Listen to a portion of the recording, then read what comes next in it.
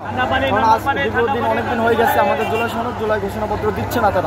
তারা শুধু ডেট দিয়ে যাচ্ছে কিন্তু দিচ্ছে না, মিথ্যা একটা আশ্বাস দিচ্ছে আমাদের। কিন্তু আমাদের মূলত বিষয় জুলাই সনদ জুলাই ঘোষণাপত্র আমরা যদি না পাই মানে ভবিষ্যতে আমাদের কী হবে সেটা আমরা নিজেরাও জানি না।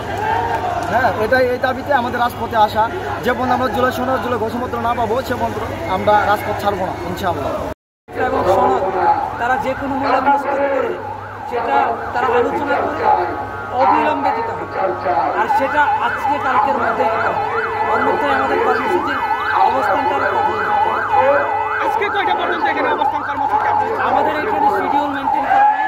আমরা এখানে অবস্থান কর্মসূচি লাগাতার করব। আমরা যদি ধরনের সঠিক তথ্য থেকে না পাই আমরা এখানেই অবস্থান এবং কারা কারা এখানে জুলাই শহীদ পরিবার এবং আহত এখানে মূলত এখন পর্যন্ত 400-র মতো অবস্থান করছেন এবং আরও রাস্তায় 300-র মতো আছে। আমাদের আরও ভাইয়েরা আসবে। আমরা জুলাই ঘোষণাপত্র এবং সনদ যেহেতু সবার, সেক্ষেত্রে প্রত্যেকের অবস্থান জুলাই ঘোষণাপত্র। আর দ্বিতীয়ত অবস্থানের কর্মসূচির কারণ হচ্ছে আমাদের প্রধান উপদেষ্টা যিনি আমাদের রক্ত এবং আমাদের আহত ভাইদের বা আমাদের যোদ্ধা ভাইদের হচ্ছে জীবনের বিনিময় যাকে আমরা চেয়ারের মধ্যে সে আমাদের সাথে একবার না তিনবার হচ্ছে আমাদের এই জুলাই সনদ এবং জুলাই ঘোষণাপত্র নিয়ে আমাদের সাথে তাল বাহানা করছে।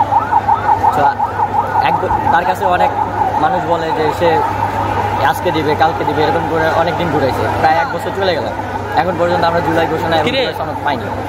আমাদের এখানে কর্মসূচি এই দুটাই, জুলাই সনদ এবং জুলাই ঘোষণাপত্র। যে পর্যন্ত না দিবে আমরা রাজপথ ছাড়বো না। আপনি কি বলেন?